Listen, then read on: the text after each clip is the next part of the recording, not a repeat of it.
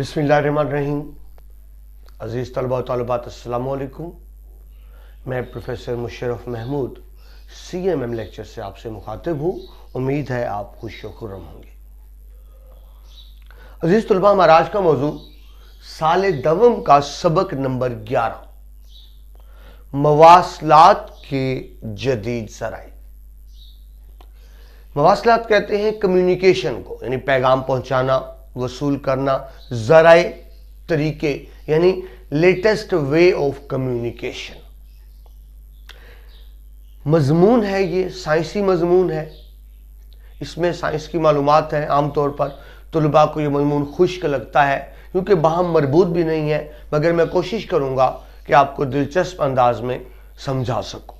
मवासलात के जदीद ज़राए। हस्बे मामूल पहले मुसन्नफ और सबक का तारुफ देख लीजिए। ये मजमून लिखा डॉक्टर हफीजुर रहमान ने, जो 1936 में पैदा हुए। आपका ताल्लुक हैदराबाद दक्कन से है। दक्कन भारत में, वहाँ की एक अदबी शख्सियत है, मारूफ मकाम है आपका वहाँ। अजीज तुलबा, हैदराबाद दक्कन में मुसलमानों का एक शानदार तालीमी इदारा मौजूद है, जामे उस्मानिया। अलीगढ़ के बाद जो दूसरी यूनिवर्सिटी मुसलमानों की बनी वो जामे उस्मानिया थी। इसमें एक शोबा बनाया गया दारुल तर्जमा, जिसका मकसद ये था कि दूसरी जबान के अहम अदबी और साइंसी मज़ामीन को उर्दू में मुंतकिल किया जाए ताकि उर्दू में वसी ज़ख़ीरा आए इन चीज़ों का। तो बड़ा शानदार काम किया दारुल तर्जमा ने, बहुत सी अहम किताबों को उर्दू में मुंतकिल किया। आप डॉक्टर हफीजुर रहमान जामे उस्मानिया के दारुल तर्जमा से वाबस्ता है। आपने अंग्रेजी और साइंसी मज़ामीन के तर्जमे किए, बहुत से अंग्रेजी मज़ामीन के, बहुत से अच्छे मालूमाती साइंसी मज़ामीन के आपने उर्दू में तर्जमे किए डॉक्टर हफीजुर रहमान ने। साइंसी इस्तिलाहात का मौजू तर्जमा, हर ज़बान की अपनी टर्मिनोलॉजी होती है, इस्तिलाहात होती हैं, बहुत मुश्किल होता है उसको दूसरी ज़बान में मुंतकिल करना, मगर आपने बड़ी खूबसूरती से साइंसी इस्तिलाहात का आसान और उर्दू तर्जमा किया।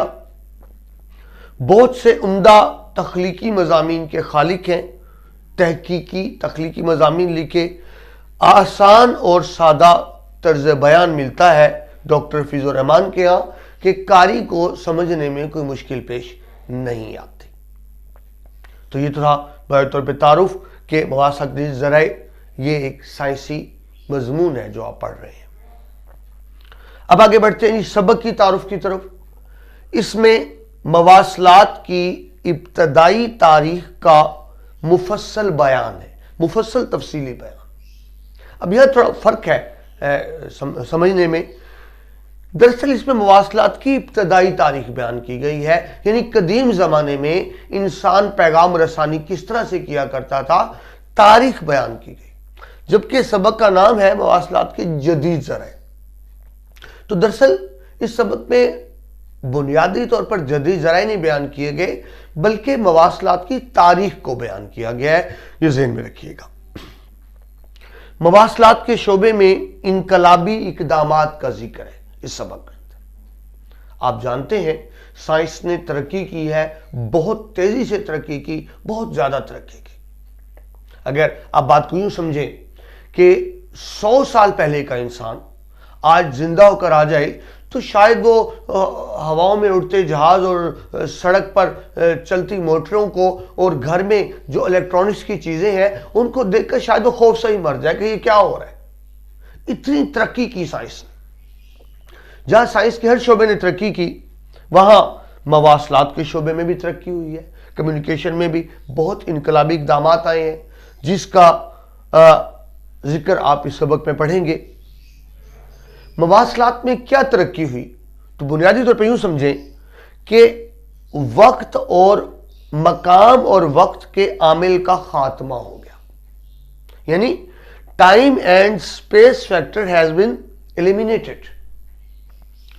मकाम अब कोई हैसियत नहीं रखता, दुनिया ग्लोबल विलेज बन गई है। यानी अगर आप साथ वाले कमरे में किसी से कम्युनिकेशन करें उतना ही टाइम लगेगा।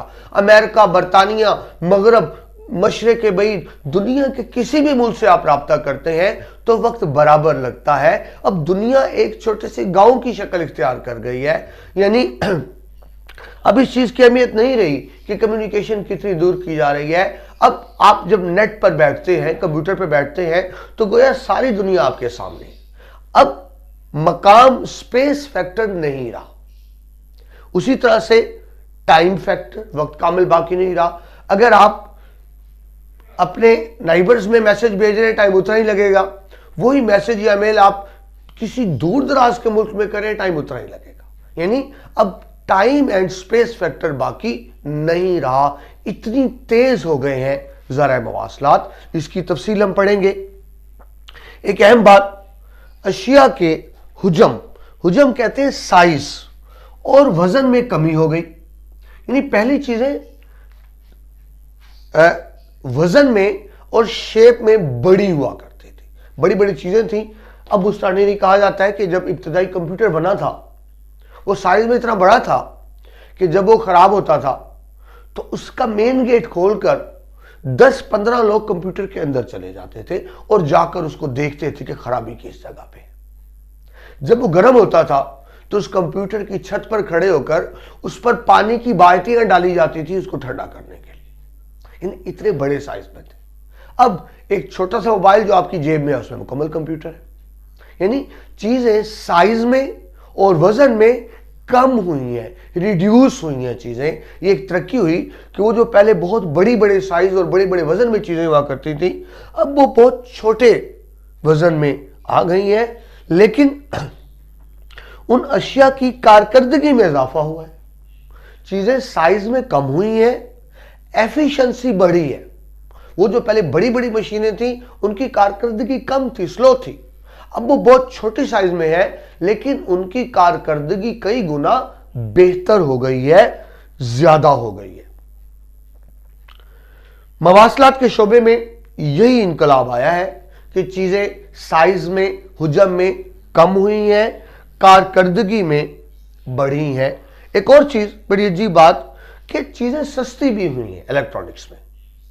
आप जानते हैं महंगाई बढ़ रही है, हर चीज की कीमत तद के साथ साथ बढ़ी है।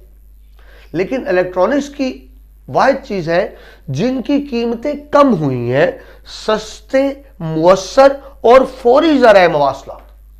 तो बात क्या बनी, मवासलात में तरक्की क्या हुई, चीजें साइज और हुजम में कम हुई हैं, कारकर्दगी एफिशिएंसी में बेहतर हुई है और साथ कीमत में बहुत कम हुई है। मेरा छोटा बेटा, अगर आपको मैं मिसाल देकर समझाने की कोशिश करूं तो 4-5 साल उम्र है उसकी, तो मुझसे कहता है कि जी पापा मैंने गज़लें सुननी है, मुझे आप मोबाइल ला कर दें, मैं गज़लें सुना करूंगा।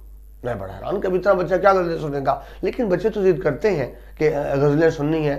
तो मुझे एक बाजार में जो पठान नीचे चीज़ें बेच रहे होते हैं, FM रेडियो, एक छोटा सा रेडियो खूबसूरत क्लिप भी लगा हुआ है, उसके अंदर सेल भी है, उसके साथ हेडफोन भी है कि चलें उसका शौक पूरा हो जाएगा। वो मैंने कितने में लिया, 35 रुपए में, 35 रुपीज। अब आप देखिए एक रेडियो है, उसके अंदर सेल भी मौजूद है, उसके साथ हैंड फ्री भी मौजूद है और उसकी टोटल कास्ट 35 रुपीज है। अब वो 35 रुपए को तो मुझे बेच रहा है। और आप ज़हन में रखिए मुझ तक पहुंचते हुए उसमें कम से कम 8-10 लोगों का प्रॉफिट भी शामिल है। 8-10 लोगों ने मुनाफा कमाया और वो 35 रुपए में मुझ तक पहुंचा वो रेडियो। और वो 1 साल तकरीबन ठीक चला, बाद में बेटे ने पानी में फेंक दिया तो खराब हो गया, वरना 1 साल बिल्कुल ठीक चलता रहा था। तो सिर्फ आपको मिसाल देना चाहता हूं कि कितनी सस्ती चीजें हो गई हैं कम्युनिकेशन की। इस सबक में आप मुख्तलिफ साइंसी इजादात का बयान पढ़ेंगे और ये देखेंगे कि इंसानी जिंदगी में कितनी सहूलियात आ गई हैं कम्युनिकेशन में। और आखिर में बताया गया मुस्तकबिल करीब की बशारते खुशखबरियां वो बता रहे हैं कि आने वाले वक्त में मवासलात में क्या क्या तरक्की हो सकती है, क्या क्या एडवांसमेंट हो सकती है। और अल्हम्दुलिल्लाह वो बहुत कुछ अब हो रहा है जो किताब में लिखा गया। अजीजुल ज़हन में रखिए ये सबक जब लिखा गया तो पिछली सदी थी, यानी ये सबक कम अज कम भी 30-40 साल पुराना है। ज़हन में रखिएगा, जदीद ज़राए से तो मतलब ये है कि आज के, लेकिन ये सबक 40 साल पहले लिखा गया اور اس وقت کے جدید ذرائع بیان کیے گئے ہیں، یہ بات پیش نظر رکھیے گا۔ اس مصنف کے تعارف اور سبق کے تعارف کے بعد عزیز طلبہ، آپ کی آسانی کے لیے بچوں کو سمجھنا مشکل ہوتا ہے سبق کہ بہت سی مختلف چیزیں ہیں، میں نے ایک لسٹ کی شکل میں اکٹھا کر دیا ہے تاکہ آپ کو سمجھنے میں اور لکھنے میں آسانی رہے۔ مواصلات کے جدید ذرائع، تو سب سے پہلے ہم دیکھتے ہیں کہ اس کے اندر کون کون سے ذرائع بیان کیے گئے ہیں۔ عزیز طلبہ، 13 ذرائع بیان کیے گئے، یہ 13 وہ چیزیں ہیں جو مواصلات کے شعبے میں آ چکی۔ ذرا اس کو ترتیب سے دیکھ لیں تو آپ کے لیے سبق سمجھنا آسان ہوگا، خلاصہ اور تشریح میں آپ کے لیے آسانی ہوگی۔ تو اس سبق میں بتایا گیا، یعنی ایک طرح کا مختصر سا خلاصہ ہم دیکھ لیتے ہیں۔ پہلے سب سے پہلے بتایا گیا قاصد۔ قاصد انسان، میسنجر، کہ سیدھی سی بات ہے، ایک انسان دوسرے کو خط لکھ کر بھیجتا تھا اور وہ لے جاتا تھا۔ تو سب سے پہلے ذرائع مواصلات کیا تھا؟ قاصد، یعنی انسان کے ذریعے پیغام بھیجا جاتا تھا۔ اس کے بعد کیا ہوا؟ گھڑ سوار، گھوڑا تیز دوڑتا ہے۔ پھر ترقی کیا ہوئی کہ چند گھڑ سواروں کو مقرر کیا گیا، اس کو پیغام دیا جاتا تھا اور وہ تیزی سے لے کر پہنچتے تھے۔ یعنی ایک پہلی ترقی ہوئی، ایڈوانسمنٹ ہوئی کہ گھڑ سواروں کے ذریعے پیغام بھیجے جانے لگے۔ آپ نے اس سبق میں پڑھا کہ مغلوں نے اس کو استعمال کیا، اس سے پہلے بھی استعمال ہوتا رہا۔ جس طرح آج کل پوسٹ آفس ہے تو 10-10 15-15 کلومیٹر کے فاصلے پہ چوکیاں بنی ہوئی تھی، آپ پوسٹ آفس کہہ لیں، اور پورے بر صغیر میں مغلوں نے استعمال کیا۔ یعنی اگر آپ نے پیغام یہاں سے بھیجنا ہے اسلام آباد، کراچی، دلی، تو کیا ہوتا تھا؟ یہاں سے گھڑ سوار دوڑتے تھے اگلی چوکی تک جو 10-15 کلومیٹر کے فاصلے پہ ہوتی تھی، وہاں وہ پیغام اگلے گھڑ سوار کے حوالے کرتے تھے اور پھر وہ اگلی چوکی تک دوڑتا تھا اور پھر آگے دوسرے کے حوالے کرتا تھا۔ اس طرح پورے بر صغیر میں پیغامات بھیجے اور وصول کیے جانے لگے، تو یہ ترقی ہوئی۔ مغلوں نے کبوتر کو بھی استعمال کیا، خاص طور پہ مغل بادشاہ جہانگیر نے کبوتروں کا بہت استعمال کیا۔ دیکھیے، گھوڑا تو دوڑے گا لیکن آگے دریا آ جائے، سمندر آ جائے، پہاڑ آ جائیں، خوفناک جنگلی راستہ آ جائے، وہاں تو گھڑ سوار نہیں دوڑ سکتے تھے۔ ان سے کبوتروں سے کام لیا گیا کہ اگر پانی کا راستہ ہے، مشکل راستہ ہے، تو کبوتر سکھائے ہوتے تھے، ٹرینڈ ہوتے تھے، وہ ایک جگہ سے اڑتے تھے، اس دریا سمندر کو عبور کر کے دوسرے کنارے پر ایک شخص یا گھڑ سوار موجود ہوتا تھا، اس کو پیغام دے جاتے تھے اور اس طرح پیغام آگے سے آگے بڑھتے رہتے تھے۔ اس زمانے میں بڑا کام لیا گیا کبوتروں سے۔ عزیز طلبہ، یہ بات آپ کے لیے دلچسپی کا باعث ہوگی، آج بھی کبوتروں سے پیغام کا کام لیا جاتا ہے۔ یہ منشیات فروش جو ہوتے ہیں یہ کام کرتے ہیں، وہ نشے کی چھوٹی سی پڑیاں بنا کر کبوتر کے پروں یا پاؤں کے ساتھ باندھ دیتے ہیں، کبوتر کو ٹرینڈ کیا ہوتا ہے، پولیس نے جگہ جگہ ناکے لگائے ہوتے ہیں، کبوتر ایک گھر سے اڑے گا دوسرے گھر میں وہ پہنچا دے گا، اور اس طرح سے وہ ایک چیز پہنچ گئی، پولیس ناکا لگا کے کھڑی رہے گی۔ ایک دفعہ ایسا ہوا، پولیس کو بھی پتا چل گیا کہ یہ کام ہو رہا ہے۔ کبوتر جس طرح ہی اترے، پولیس نے جال ڈال دیا اور کبوتر پکڑ لیے گئے اور نشے کی بہت سی پڑیاں برآمد ہوئیں۔ اگلے دن اخبار میں خبر لگی ہوئی تھی، منشیات فروش کبوتر گرفتار، اور یہ بات بھی بڑی حد تک ٹھیک تھی۔ تو اس طرح کبوتروں کے ذریعے بھی پیغام پہنچایا جاتا رہا۔ پھر موٹر ایجاد ہوگی، موٹر کا مطلب کار، ظاہر ہے کار تیز دوڑے گی، آسانی ہوگی پیغام پہنچانے میں۔ پھر ریل ایجاد ہوئی، ریل کے ذریعے آپ صرف خط نہیں، بڑی بڑی وزنی چیزیں بھی پہنچا سکتے تھے، یہ ایک مزید ترقی ہوئی۔ اس کے بعد ایک آلہ ایجاد ہوا، ٹیلیگرافی۔ یہ ایک بہت بڑی ایجاد تھی کہ اس میں ہواؤں کے ذریعے، یعنی پیغام انسان، گھوڑے یا کبوتر کی بجائے ہوا کی لہروں کے ذریعے پہنچائے جانے لگے۔ یہ بہت بڑی ایجاد تھی۔ اس میں اصل انسانی آواز تو نہیں جاتی تھی، کھٹ کھٹ کھڑ کھڑ کی شکل میں آوازیں جاتی تھی، لیکن ہوا یہ کہ انہوں نے اس کے کوڈ مقرر کر لیے۔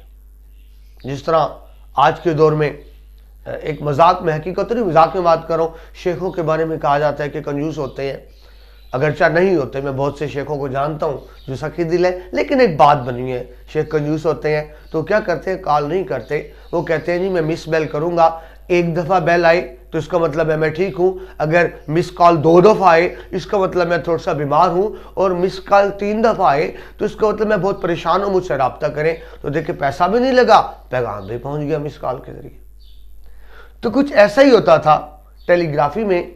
اصل آواز نہیں جا سکتی تھی, کھٹ کھٹ کھڑ کھڑ کی شکل میں آواز جاتی تھی, لیکن انہیں کوڈ مقرر کیے ہوئے تھے کہ ایک دفعہ کھٹ ہو تو یہ مطلب ہے, ایک دفعہ کھڑ ہو تو یہ مطلب ہے, کھٹ کھڑ اکٹھے ہو تو یہ مطلب ہے. اس طرح سے یعنی اس کو آپ انگلش میں آپ کوڈنگ اور ڈی کوڈنگ کہتے ہیں. وہ کھٹ کھٹ کھڑ کھڑ کی آواز جاتی تھی, آگے ایک ماہر موجود ہوتا تھا, وہ اس کو ڈی کوڈ کر کے سمجھ جاتا تھا کہ کیا پیغام بھیجا گیا. لیکن ایجاد اصل یہ تھی کہ اس کے ذریعے آپ ہوا کے دوش پر, ہوا کی لہروں پر پیغام بھیج سکتے تھے. یہ ایک بہت بڑی ترقی تھی کہ انسان یا تار کو واسطہ بنائے بغیر پیغام بھیج سکیں. ابتدائی طور پر یہ استعمال کیا گیا تھا سمندری جہازوں کے درمیان رابطے کے لیے. دیکھیے سڑک پر حادثہ ہو تو ہم کچھ نہ کچھ کر سکتے ہیں بچت, لیکن اگر پانی میں جہاز ڈوب رہا ہو اور دوسرا جہاز چند کلومیٹر کے فاصلے پہ ہو, اس کو تو پتہ نہیں چلے گا. تو ایک ضرورت محسوس کی گئی کہ کسی طرح سے جہازوں میں باہم رابطہ ہو سکے. اس کے لیے یہ آلہ ایجاد کیا گیا ٹیلی گرافی کا. اس کے بعد ریڈیو کی ایجاد ہوئی, بہت بڑی ایجاد تھی, کیونکہ ٹیلی گراف بھی ہوا کی دوش لہروں کے ذریعے پیغام پہنچاتے تھے. جب آپ کے پاس یہ قابلیت آ گئی کہ لہروں کے ذریعے پیغام بھیج سکے تو پھر ریڈیو کو بنانا آسان ہو گیا. تفصیل ہم بعد میں بڑھیں گے, مکشی سے دیکھ رہے ہیں. اگلی ایجاد ہے ٹیلی ویژن. پھر مائکرو ویو لنکس بنے کہ ہوا کی دوش پر لہروں پہ پیغام زیادہ بہتر طریقے سے بھیجا جائے. پھر مصنوعی سیارے سیٹلائٹس آئے جس کے ذریعے لائیو نشریات, براہ راست نشریات دیکھنا آپ کے لیے ممکن ہو گیا. موبائل فون نے تو بہت آسانی کر دی کہ تمام ذرائع 1 وے تھے, موبائل 2 وے ہے, پیغام دے بھی سکتے ہیں, سن بھی سکتے ہیں. پھر اگلی ایجاد ہے دور حاضر کی کمپیوٹر, اہم ترین ایجاد ہے. آخری اس میں ٹیلی فیکس کی ایجاد کا ذکر کیا گیا. تو یہ 13 ذرائع مواصلات بیان کیے گئے سبق میں. جب آپ خلاصہ لکھیں گے, ان کو نمایاں کر دیں گے, تو پیپر چیک کرنے والا سمجھے گا کہ آپ اس کے بارے میں بہتر انداز سے جانتے ہیں. تو عزیز طلبہ, پہلے لیکچر میں ہم نے مصنف کا تعارف اور سبق کا تعارف دیکھا, اہم ذرائع مواصلات جو 13 بیان ہوئے اس کو دیکھا. باقی دوسرے لیکچر میں آپ سے دوبارہ ملاقات ہوتی ہے. اجازت دیجیے, اللہ.